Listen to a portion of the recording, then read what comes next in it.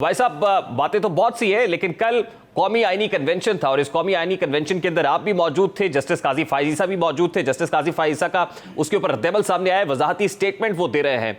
अब देखिए कि जस्टिस काजी फाइज ईसा की मौजूदगी से अब मामला वजाहतों के ऊपर आ गए हैं। लग रहा है कि काफी डिफेंसिव हो गया है। क्या ऑप्टिक्स खराब हुए हैं इससे? बहुत से लोग थे वहाँ पर, वीसी से, यूनिवर्सिटीज़ के बिजनेसमैन थे, हर शोबे से ताल्लुक़ रखने वाले लोग थे और दावत पर आए थे। और जहाँ तक मुझे इल्म है, तमाम वकला जो जजेस हैं, साहिबान हैं, उनको दावत दी गई थी। तो ये उनका फ़ैसला है, वो आए या ना आए। ये एक कौमी इशू है। 50 साल हुए हैं आइन को, और आइन की तशरीह और आइन की तसीह और ये सब हमारी सुप्रीम कोर्ट ही करती रही है। तो मेरा नहीं ख्याल ये जो ऐसी खामखा तनकीद शुरू हो गई है, इसमें कोई जवाज़ नहीं है। अब ऐसा पॉलिटिक्स आज बड़ी पोलराइज्ड है और ऑप्टिक्स की बात होती है। Politics is all about optics. आपको नहीं लगता कि इससे ऑप्टिक्स कुछ डिस्टर्ब हुए हैं, हुकूमत के लिए भी और फिर जो upcoming chief justice of the country हैं उनके लिए भी? ऑप्टिक्स डिस्टर्ब होते हैं जब आप बेंच ऐसे बनाएं जो एक ही फैसला दें, और बेंच को देख कर वकील बता दे या आम आदमी भी अब बता देता है कि जजमेंट क्या आएगी। वो ऑप्टिक्स होते हैं। ये एक कौमी मामले में शामिल होना, मैं नहीं समझता कोई इसके अंदर ख़राबी है।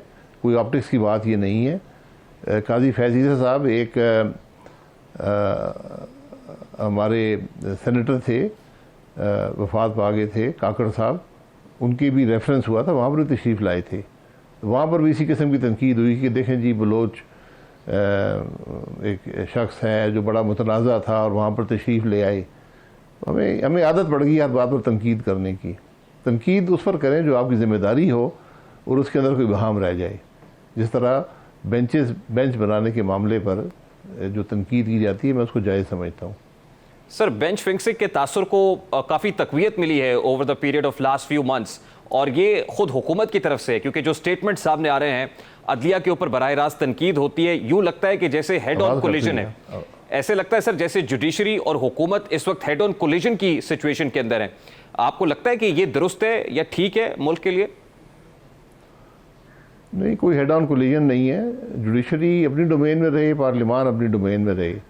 जब भी एक दूसरे की डोमेन में इंटरफियर करेंगे या अपने डोमेन से बाहर जाएंगे तो ये मामला पैदा होते हैं, और ये कंस्ट्रक्टिव चीज़ होती है। ये पूरी दुनिया में इसी किस्म के मामला से जाकर ये चीज़ें सेटल होती हैं और तय होती हैं कि जुडिशरी का क्या रोल है आइनी, और पार्लियामान का क्या आइनी रोल है।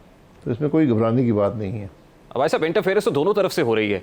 अगर सुप्रीम कोर्ट ऑफ पाकिस्तान में चीफ जस्टिस अपनी मर्जी के बेंचेस बना रहे हैं, तो आज वफाकी काबीना भी सुप्रीम कोर्ट के फैसलों को मुस्तरद कर रही है। जी बिल्कुल, ये बातें होती हैं। मैं यही कह रहा हूँ ना, ये वो चीज़ें हैं जो वक्त के साथ सेटल होती हैं कि पार्लियामान क्या कर सकती है और सुप्रीम कोर्ट क्या कर सकता है। जब भी एक तरफ से एक्सेस होगी तो फिर रिएक्शन आता है। तो ये रिएक्शन दुरुस्त नहीं होता, लेकिन कम से कम जो इदारे हैं वो अपने आप को असर्ट ज़रूर करते हैं कि जो कुछ दूसरा इदारा कर रहा है वो दुरुस्त नहीं है। तो इसी तरह ये पूरी दुनिया में अगर आप तारीख देख लें, हमारे मुल्क में बदकिस्मती से आइनी तारीख बड़ी तल्ख है और उसको बड़ा मसख कर दिया गया है। तो ये अब थोड़ी बहुत इसमें गुंजाइश पैदा हो रही है बातचीत की और इन मामलात को दुरुस्त करने की। हम उम्मीद करते हैं सर कि मामला खुशउस्लूबी से और बातचीत के जरिए से हल हो, क्योंकि जो प्रेसिडेंट आज सेट हुआ है हुकूमत की तरफ से कि सुप्रीम कोर्ट ऑफ पाकिस्तान की 3 रुकनी बेंच ने फैसला दिया, वफाकी काबीना ने उसको मुस्तरद किया, फिर पार्लियामान में आया, पार्लियामान ने मुस्तरद किया, तो कल तो कोई भी हुकूमत आएगी और अगर उसकी मर्जी के खिलाफ सुप्रीम कोर्ट फैसला सुनाएगी तो वो कैबिनेट से उस फैसले को मुस्तरद भी कराएगी, पार्लियामान में भी ले आएगी। जी, पार्लियामान में लाने से क्या असर पड़ा है फैसले पर, और मुस्तरद करने से क्या असर पड़ा है? ये एक इज़हार राय है कि जो जिस तरह आपने फैसला किया ये दुरुस्त नहीं है। ये सारी बात है, वरना काबीना मुस्तरद करेगी, उसका क्या असर पड़ेगा फैसले पर? फैसला तो कायम। तो सुप्रीम कोर्ट ऑफ पाकिस्तान का फैसला तो भाई साहब ये है कि इलेक्शंस होने चाहिए और इलेक्शंस 14 मई को होने चाहिए, लेकिन वफाकी हुकूमत ने फंड्स देने थे, फंड्स नहीं दिए। आज भी इलेक्शन कमीशन ऑफ पाकिस्तान ने सील्ड एनवेलप के अंदर जो मौक़िफ़ है वो सुप्रीम कोर्ट में सबमिट करा दिया है। तो फ़र्क तो पड़ रहा है ना सर? जी बिल्कुल, अपना मौक़िफ़ दे दिया है। इलेक्शन करवाना ये इलेक्शन कमीशन की ज़िम्मेदारी है। अगर उसमें कोई कमी है तो वो बयान कर देंगे, और उन्होंने कर दी है। जो हुकूमत चलाना हुकूमत की ज़िम्मेदारी होती है, अगर उसमें कोई उनको मुश्किलात हैं वो भी बयान कर देते हैं। तो इस तरह ये मामला फिर वहीं पर सेटल होता है जहाँ पर इसको होना चाहिए, और जब सारे मामला तय हो सकते हैं फिर ही जाकर इलेक्शन होंगे। ये जब आप मामले को सो मोटो नोटिस लेते हैं और वहाँ पर आप बेंच भी ऐसा बनाते हैं जिससे इबाहम पैदा हो, अगर यही बात एक फुल कोर्ट की होती तो कोई यहाँ पर इबाहम पैदा ना होता, कोई तनकीद या कोई गुंजाइश ना रहती। तो सर, ये जो आईनी और सियासी अबहाम या बहरान इस वक्त है, अब ये कैसे थमेगा? इसका हल क्या है आपके नज़दीक? ये खुद ही सेटल हो जाएगा। मैंने कहा ना, ये सेटल हो जाएगा। जब भी ये चीज़ें वक्त के साथ सेटल होनी चाहिए थी, यहाँ हमारे मुल्क में बदकिस्मती से नहीं हुई, और जुडिशरी ने जो कुछ किया है वो भी आपके सामने है। वो भी एक बड़ी तल्ख तारीख है जिस पर कोई शख्स फ़ख्र नहीं कर सकता। जुडिशरी के ऐसे फैसले हैं जो वो खुद भी उसको कोर्ट नहीं कर सकते, तो उनका अजाला कौन करेगा? मैं हमेशा 28 जुलाई 2017 का जो फैसला था सुप्रीम कोर्ट का, उसको लेता हूँ कि उसके क्या असरात मुल्क पर हुए हैं। क्या वो फैसला दुरुस्त था? क्या तारीख उसको मानती है? क्या जो लीगल फ्रेटर्निटी है वो उसको मानती है? तो इसलिए हमें बड़ी सोच समझ कर इन मामलात को तय करना चाहिए। जब फैसले होते हैं वो ऐसे होने चाहिए जो आइन और कानून के मुताबिक हों, और वो तारीख उनको बेहतर तरीके से जज करे। इन फैसलों को तारीख मुस्तरद करती है। लेट्स बी फेयर अब्बासी साहब, 2017 के डिसीजन की आपने बात की है, उस वक्त आपकी हुकूमत थी, आप वज़ीर आज़म पाकिस्तान थे। आज वज़ीर आज़म शहबाज शरीफ ने सुप्रीम कोर्ट ऑफ पाकिस्तान के इस डिसीजन को मुस्तरद किया। उस वक्त आप भी कर सकते थे, आपने क्यों नहीं किया? मैंने हर मौके पर उसको मुस्तरद किया। मैंने कहा ये ऐसा फ़ैसला है जिसके बहुत मनफी असरात पाकिस्तान पर होंगे और हुए, और मैंने कहा कि ये फ़ैसला कभी भी सुप्रीम कोर्ट डिफेंड नहीं कर सकता। आज इस सुप्रीम कोर्ट की ज़िम्मेदारी है कि इस फैसले का अजाला करे। अब जो नया कानून बना उनको मौका भी मिल गया है, तो इस फैसले को दुरुस्त करें। अगर किसी ने उस वक्त मुस्तरद नहीं किया तो आज कर दिया है। मैं ये कह रहा हूँ, ये एक एवोल्यूशनरी प्रोसेस होता है, ये जो रिलेशनशिप्स होती हैं आईनी इनके अंदर, और वो एक जगह पे जाके सेटल हो जाता है।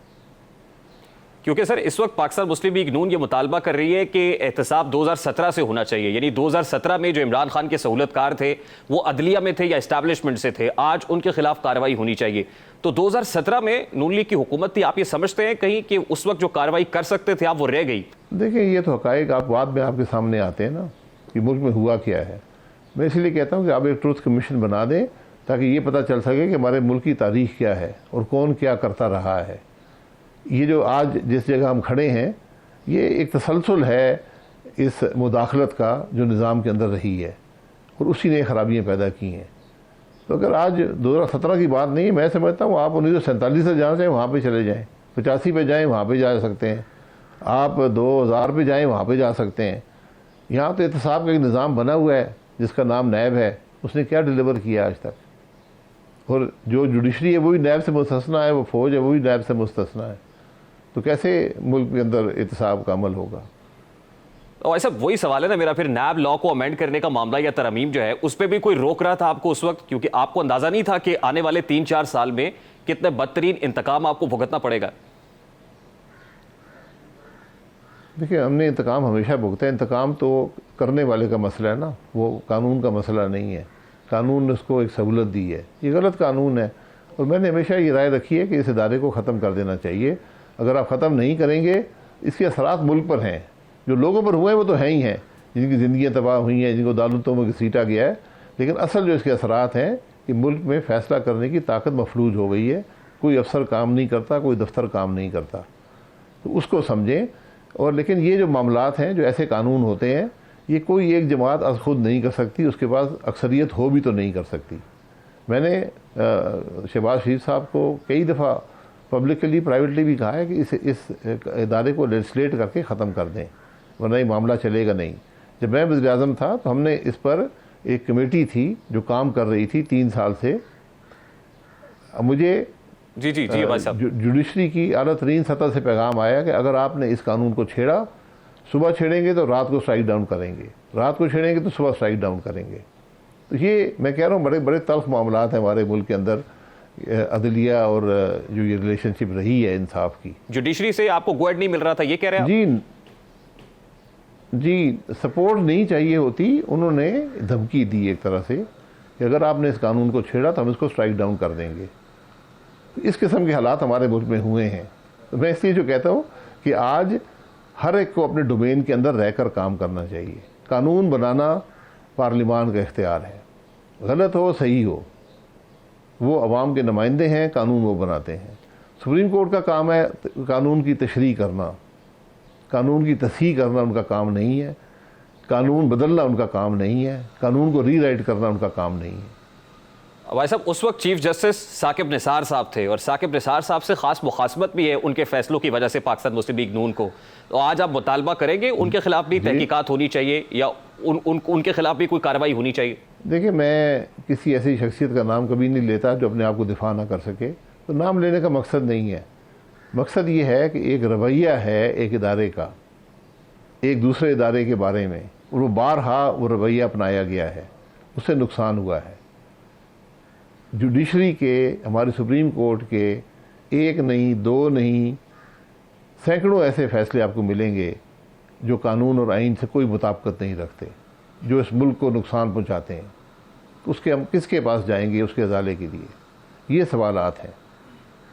अगर आप एक चलती हुकूमत को इस बात पे तोड़ सकते हैं कि उसके सरबराह ने, मुल्क के वज़ीर-ए-आज़म ने 8-9 साल पहले वीज़ा लेने के लिए जो डायरेक्टर फीस थी वो नहीं दी, उस पर आपने मुल्क की हुकूमत तोड़ दी, क्या ये इंसाफ के तकाजे हैं? ये सवालात उठते हैं। जुल्फ़िकार अली भुट्टो साहब को फांसी लग गई, हर जज ने जो उस बेंच पर था मरने से पहले कहा कि मैंने प्रेशर के तहत ही फैसला दिया है। तो फिर इसका इंसाफ जुल्फ़िकार अली भुट्टो को कैसे मिलेगा? मैं कह रहा हूँ बड़ी तारीख है हमारी जुडिशरी की भी और पार्लिमान की भी और सब की, यहाँ कोई भी इसे मुस्तस्ना नहीं है।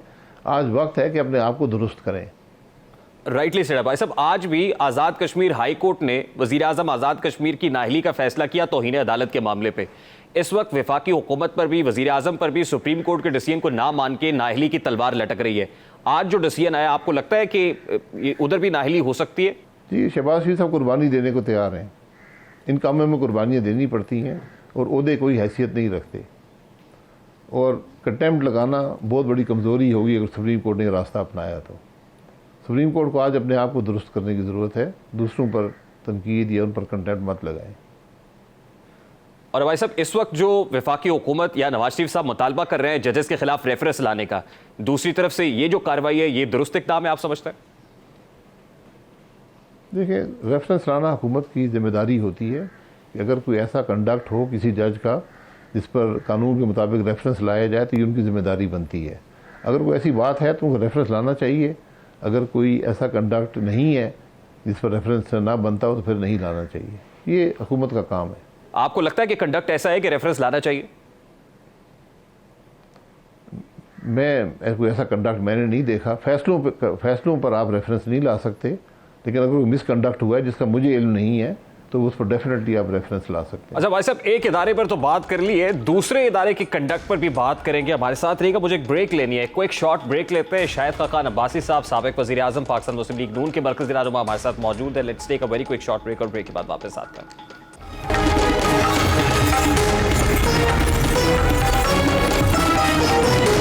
सर, अदलिया से मुतालिक तो बात की है, इस्टेब्लिशमेंट के कुछ किरदारों और सहूलतकारों की बात भी होती है। आज फैज़ हमीद के कोर्ट मार्शल की बात होती है, तो ये कहिएगा कि 2017 के अंदर जिस वक्त पाकिस्तान मुस्लिम लीग नून के अगेंस्ट एक्शन हो रहा था, आपके लोगों की वफादारियों को तब्दील किया जा रहा था आपकी वजारत उज़्मा में, उस वक्त फैज़ हमीद साहब DGC थे। आपको नहीं लगता कि उनके अगेंस्ट उस वक्त भी एक्शन ले सकती थी आपकी हुकूमत? देखिए, वो कर रहे हैं जिसका मेरे पास कोई सबूत नहीं है। इन चीज़ों के लिए सबूत चाहिए होता है। जो DGC होता है, ISI का इदारा जो है, ये प्राइम मिनिस्टर को रिपोर्ट करता है। तो अब मैं यही कह रहा हूँ कि ये हमारी जो तारीख़ है वो बड़ी तल्ख़ है, इसलिए उस तारीख़ को अगर आपने दुरुस्त करना है तो फिर पीछे जाना पड़ेगा और कम से कम उसकी हकीकत जो है आवाम के सामने रखनी पड़ेगी। ये क्या होता रहा है, ये एक वाक़या नहीं है। जब से पाकिस्तान बना है यही मामलात चल रहे हैं कि किस तरह लोगों को डिस्क्वालीफाई किया गया, किस तरह कू किए गए, किस तरह हुकूमतें तोड़ी गई, किस तरह माहौल बनाया गया, मुल्क टूट गया, आइन बना, आइन बनाने वाला 6 साल में फांसी लटक गया। उसके बाद क्या हुआ, ये सब बड़े तल्ख मामलात हैं। उससे सबक हासिल करें, आगे की तरफ देखें। पीछे को कुरेदना शुरू करेंगे तो बड़ी दूर तक जाना पड़ेगा। नहीं भाई साहब, मैं सिर्फ ये पूछ रहा हूँ, फैक्ट्स रिमेन्स द फैक्ट्स। अब आप जैसे कह रहे हैं कि जुडिशरी की तरफ से आपको रोका जा रहा था उस वक्त, कहा जाता था स्ट्राइक डाउन करेंगे वो इन लॉज को, क्या और भी कहीं से उस वक्त प्रेशर था आपके ऊपर कि कार्रवाई ना करें आप? नहीं, और कोई प्रेशर नहीं था। जुडिशरी हमने जब अभी हम काम कर रहे थे, काम कर रही थी, वो सारी जमातें उसमें शामिल थीं, तो वहाँ से बड़ा क्लियर मैसेज आया कि ये स्ट्राइक डाउन कर दिया जाएगा, मत करें। अब भाई साहब बस बशमूल खत नहीं आता, ये खत नहीं आता या कोई मुरासला नहीं आता, ये ज़बानी बताया जाता है, पैगाम दिया जाता है, व्हाट्सएप आ जाता है। आप समेत पाकिस्तान मुस्लिम लीग नून के जो फ्रंट लाइनर्स हैं, मरकजी क़यादत है, उन्होंने नैब भुगती है, बदतरीन इंतकाम को फेस किया है सर। 3.5-4 साल मुश्किलात रही हैं पाकिस्तान मुस्लिम लीग नून के ऊपर, लेकिन तासुर यह है कि वो मुश्किलात अभी भी हैं, यानी बरकरार है, वो difficulty period is not over yet. आप इससे इत्तफाक करते हैं, इस तासुर से? देखिए, डिफ़िकल्टी पीरियड आप किससे कहते हैं? झूठे मुकदमे बने हुए हैं। मैं आज भी हर हफ्ते 2 अदालतों में पेश होता हूँ, मेरे खिलाफ ट्रायल चल रही है, और मैंने वहाँ कोई रिलीफ नहीं मांगा इस कानून के तहत। मैंने ये कहा कि ट्रायल चलाएं और कैमरे लगा कर चलाएं, इस मुल्क के अवाम को बताएं कि हमने कौन सी गलती की है, कौन सी करप्शन की है। क्यों नहीं चलाते? आज नए डीजी नैब हैं, वो चलाएं, केसों को चलाएं ना। आप केस क्यों नहीं चलाते? लोगों की ज़िंदगी को तबाह करते हैं। ये नैब ऐसा इदारा है जिसका इनके जो डीजी गुजरे हैं, इन सबको बड़ा जवाब देना पड़ेगा, करते क्या रहे हैं। जब आप इस ओहदे पर होते हैं तो लोगों की ज़िंदगी तबाह नहीं कर सकते। अब जाके नैब की अदालतों में देखें कि होता क्या है।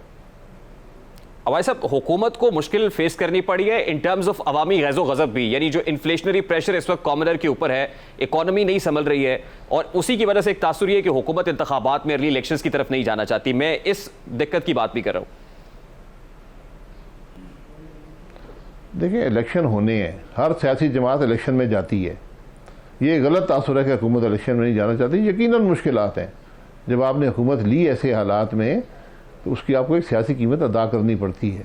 जब भी आप मुल्क के मफाद को तरजीह देते हैं अपने सियासी मफाद पर, तो कीमत अदा करनी पड़ती है। ये हुकूमत और जो जमातें इसके अंदर हैं, वो कीमत अदा करनी पड़ेगी। लेकिन यही सियासत होती है। सियासत सिर्फ इक़्तिदार की सियासत नहीं होती, सियासत मुल्क के मफाद की सियासत होती है। तो हमारा यही नैरेटिव होगा, अवाम के पास लेकर जाएंगे और फैसला वो कर देंगे। जो फैसला वो करेंगे सारा आंखों पर है। लेकिन उससे पहले भाई साहब, राना सनाउल्लाह साहब ने ये कहा ना, इंटीरियर मिनिस्टर ने, कि या तो वो रहेंगे या हम रहेंगे। इमरान खान से मुताल्लिक ये कहा। आपको लगता है कि पॉलिटिकली एलिमिनेट इमरान खान को किया जा सकता है, और यही अभी वक्त इसीलिए लिया जा रहा है कि पहले वो हो जाए, उसके बाद इंतखाबात हो? देखिए, 35 मिनट के इंटरव्यू से एक सेंटेंस लेकर हम सवाल जवाब शुरू कर देते हैं। ज़रा पूरी बात को देख लें। उन्होंने ये कहा कि अगर वो ये कहता है कि ये दुश्मनी है, मैं इनको नहीं छोड़ूंगा, तो फिर उसने कहा कि वो रहेंगे या मैं रहूँगा। ये बात करने का तरीका होता है। बहरहाल वो वफाकी वज़ीर हैं, उनको ज़रा मुहतात बात करनी चाहिए, क्योंकि फिर जवाब जो है वो आप सवाल करेंगे हर एक से, और जवाब फिर हमें देना पड़ता है। क्योंकि सर, आप लोगों ने तो जेलें भुगत ली हैं, नवाज शरीफ साहब ने भी भुगती हैं, लेकिन इमरान खान साहब अभी तक जेल नहीं गए, ना ही मतलब केसेस के अंदर जमानतें भी हैं, और ये सारा कुछ है। ये रिलीफ कहाँ से आ रहा है? हम तो कहते हैं कोई भी जेल ना जाए। आपके पास कोई सबूत है, केस दर्ज करें और ट्रायल करें और सज़ा दें उसको। मैंने पहली दफ़ा 9 साल मुशर्रफ साहब की नैब में गुजारे हैं, आज 4था साल इस नैब में, 5वां साल शुरू हो गया है। केस चलाएं ना यार, घबराते क्यों हैं? गुज़श्ता रोज़ आसिफ अली जरदारी साहब ने पार्लियामान के फ्लोर पे ये कहा कि मुज़ाकरात होने चाहिए और इमरान खान को वज़ीर आज़म से रब्ता करना चाहिए। आपको मुज़ाकरात होते हुए नजर आ रहे हैं सर? मुज़ाकरात बामकसद होने चाहिए और नेक नीयती पर मबनी होने चाहिए और मुल्क के मफाद के लिए होने चाहिए। ये 3 शर्तें होंगी तो मुज़ाकरात की ज़रूरत होती है, वरना वक्त मत ज़ाया करें। Sir lastly and very quickly, I know कि आपके पास वक्त बड़ा कम है, हम इसको कंक्लूड कर रहे हैं इस नोट के ऊपर कि शायद Khaqan Abbasi is one of the sane voices in our politics, और खासतौर पे इन पर्टिकुलरली पाकिस्तान मुस्लिम लीग नून के अंदर इतने कॉर्नर्ड क्यों हैं? क्या हुकूमत आपसे मशवरे नहीं ले रही? नहीं, कॉर्नर की बात नहीं होती ना। मैं सिर्फ सेन वॉइस हूँ, सारी वॉइसेस सेन होती हैं। हर शख्स की अपनी एक तरीका होता है, एक राय होती है। मैं भी अपनी राय रखता हूँ। जमात में जब भी मशवरा होता है अपनी राय दे देता हूँ। कुछ राय फैसले उस राय के मुताबिक होते हैं, कुछ नहीं होते। जब फैसला हो जाता है मेरा फैसला होता है, मैं उसे इत्तफाक करूँ या ना करूँ। आमिर सर, एक इतनी बड़ी कैबिनेट है इस वक्त शहबाज शरीफ साहब की, लेकिन शाहिद खाकान अब्बासी साहब प्रैक्टिकली उसमें नहीं, और री इमेजिनिंग पाकिस्तान की जो कॉन्फ्रेंसेज आप कर रहे हैं पैरेलल, उससे एक तासुर ये मिला कि शायद पैरेलल को पार्टी खड़ी करने की बात हो रही है। नहीं, कोई पार्टी खड़ी करने की बात नहीं है। मैं पार्लिमान का हिस्सा हूँ। जो कैबिनेट है उसमें सिर्फ 33 वजीर हैं। गुंजाइश जो है वो 48 की होती है या 49 की होती है, और बाकी ऐसे PMs हैं जो एक कोलिशन गवर्नमेंट है, उसके अंदर आपको ये गुंजाइश रखनी पड़ती है। तो कोई यहाँ पर जो तासुर दिया जाता है कि बहुत बड़ी कैबिनेट बन गई है और मुल्क का नुकसान हो गया, ऐसी कोई बात नहीं है। ये कम से कम इख्तियार दें वज़ीर-ए-आज़म को कि जो भी वो मेहनत करे, जो लोग भी इस्तेमाल करना चाहे। और हमने इस काबीना में कोई ऐसे लोग नहीं हैं जिनका मकसद सिर्फ दूसरे को गाली देना हो। पिछली हुकूमत में तो ऐसे लोग रखे गए थे जो सिर्फ गालियाँ देते थे, या 3-4 ऐसे थे जो एहतसाब के दावे करते थे, और मैंने उस वक्त कहा था सबसे पहले ही भागेंगे, और सबसे पहले वही भागे थे। सर, इस वक्त एक तासुर है कि मुस्लिम लीग नून के अंदर डिफरेंट पावर सेंटर्स हैं, एक शहबाज पावर सेंटर है, दूसरा नवाज शरीफ का है। आप इससे इत्तफाक करते हैं कि डिफरेंट पावर सेंटर्स हैं पाकिस्तान मुस्लिम लीग नून के अंदर? नहीं मेरे भाई, सिर्फ मीडिया में मैं बात सुनता हूँ, कोई ऐसा पावर सेंटर नहीं है। पार्टी के अंदर पावर सेंटर नहीं होते। पार्टी के अंदर फैसला किसका होता है, और फैसला उस शख्स का तयन मुल्क के अवाम करते हैं, तो मैं और आप नहीं कर सकते। शहबाज साहब सदर हैं, लेकिन पार्टी के रूए रवा मियां नवाज शरीफ साहब हैं, वोटर उनसे आइडेंटिफाई करता है। हमारे लीडर वही हैं, लेकिन उनको हमारी सुप्रीम कोर्ट ने अपनी जजमेंट्स के ज़रिए न सिर्फ हुकूमत से अलहदा किया, बल्कि ताहयात नाअहल किया, और फिर सियासत से भी अलहदा किया। ये कारनामे हैं हमारे मुल्क के सुप्रीम कोर्ट के। इन फ्यू वीक्स टाइम वापस आ रहे हैं नवाज शरीफ साहब? सर, ये फैसला वही करेंगे जी। वो इलाज के लिए गए थे, इलाज जारी है, जब हो जाएगा तो आ जाएंगे। आप समझते हैं कि उनके आए बगैर मालूम करनी हो तो जावेद, लेकिन सर उनके आए बगैर आप समझते हैं कि पाकिस्तान मुस्लिम लीग तयन करना हो तो जावेद लतीफ़ साहब से रब्ता कर लिया जी। भाई साहब, मैं ये कह रहा हूं कि उनके बगैर आप समझते हैं कि सर्वाइवल बहुत मुश्किल है पाकिस्तान मुस्लिम लीग नून का। अगर नवाज शरीफ साहब नहीं आते तो मुस्लिम लीग नून के लिए बहुत मुश्किल हो जाएगी, कम से कम इलेक्शंस में। सर्वाइवल का इंहसार शख्सियात पे नहीं होता, जमात की अपने नैरेटिव और कारकर्दगी पे होता है। लेकिन यकीनन इस जमात के रूए रवा नवाज शरीफ साहब हैं, वो आइडेंटिफाई लोग वोटर उनसे करता है, वर्कर उनसे करता है। उनका यहाँ होना यकीनन तक़वियत देगा किसी भी इलेक्शन के प्रोसेस में, हुकूमत के प्रोसेस में। बहुत बहुत शुक्रिया। शाहिद खाकान अब्बासी साहब, पाकिस्तान मुस्लिम लीग नून के मरकज़ी रहनुमा, साबिक़ वज़ीर आज़म हमारे साथ मौजूद थे। PDM हुकूमत को इक़्तिदार में आए 1 साल आज मुकम्मल हो गया है। इस 1 साल में क्या खोया क्या पाया, बात करेंगे इस ब्रेक के बाद। हमारे साथ रहिए।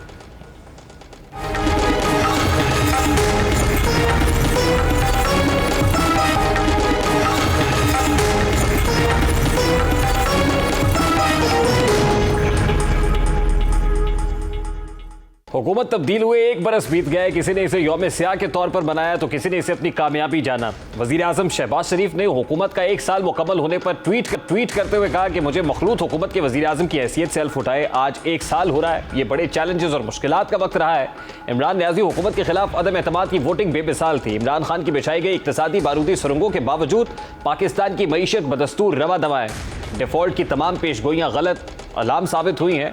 मईशत की बहाली के लिए मुखलिसाना कोशिशें जारी हैं। इमरान खान की हुकूमत गए और शहबाज शरीफ की हुकूमत आए 1 बरस हो गया है। साल गुज़श्ता में हालात और वाक़यात बहुत तेज़ी से रूनुमा हुए। इस 1 बरस में मुस्लिम लीग नून के बारे में पाई जाने वाली बहुत सी खुशफहमियाँ दूर हुई, वहीं उनकी खुद की सियासत भी बुरी तरह डैमेज हुई। हुकूमत तब्दील हुई तो तहरीक इंसाफ की पॉलिसी से परेशान महंगाई के हाथों उस वक्त मजबूर अवाम ने सुख का सांस लिया और उम्मीद लगाई कि तजर्बाकारों की हुकूमत में उनके हालात और वाक़यात बदलेंगे, वो भी सुख का सांस लेंगे, 2 वक्त की रोटी खाएंगे। लेकिन हुए तो बस चेहरे तब्दील हुए, बदले नहीं तो सिर्फ गरीब के हालात नहीं बदले।